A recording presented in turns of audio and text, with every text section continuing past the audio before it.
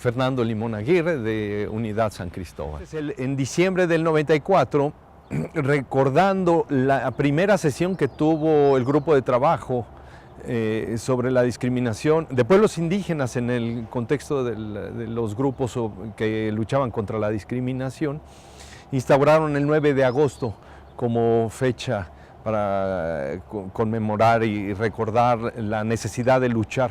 Desde luego esto es importante saber que no es una fecha que los pueblos indígenas pongan para conmemorar algo, es una fecha en que los pueblos indígenas se la toman para seguir insistiendo en la lucha que tienen en contra de la discriminación. Y desde luego, como todo se da con tensiones y contradicciones, puesto que ciertos grupos de poder en el seno de Naciones Unidas mismos, los gobiernos aprovechan a veces esta coyuntura para hacer cierto tipo de planteamientos desde su lógica hegemónica que no resuelve en mucho o en nada las lógicas de poder y de colonialidad, de colonización que tienen sobre los pueblos indígenas. Entonces es una fecha que se presta para muchas contradicciones, los pueblos fortaleciendo sus demandas y los gobiernos para ganar legitimidad, puesto que tendrían cierto tipo de programas de beneficio hacia los pueblos.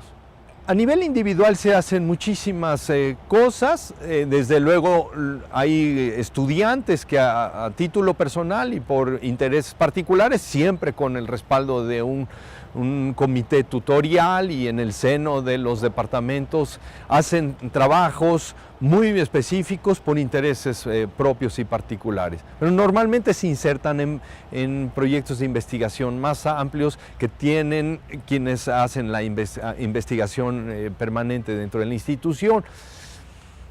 A nivel de colectivo hay todavía muchísimas cosas que hacer porque se ganaría mucho más en una voz mucho más fuerte. Podríamos hacer cosas no solo desde el Ecosur, sino en articulación con otras instituciones en la región, sean oficiales o instituciones académicas que también están interesadas en problemáticas y temáticas correspondientes a los pueblos indígenas.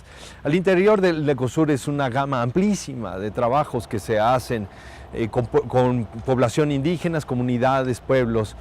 Dentro de nuestro departamento de Sociedad y Cultura, que seguramente es el departamento que más trabajo tiene al respecto, tiene una amplia gama que va desde migrantes indígenas, juventudes indígenas, medicinas indígenas, territorialidades, identidades, temas de salud, educación con profesores indígenas, educación indígena, educación intercultural.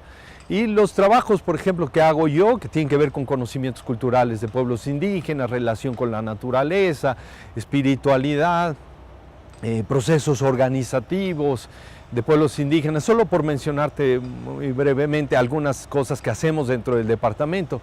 Y más allá del departamento, muchos colegas trabajan cuestiones relacionadas con bosques, con acahuales, manejos de milpas, tecnología, organizaciones territoriales, cooperativismo en comunidades y organizaciones indígenas. De manera que, como ves, es una amplia gama temática que nosotros abordamos e insisto que podríamos tener una voz un poquito más organizada y articulada.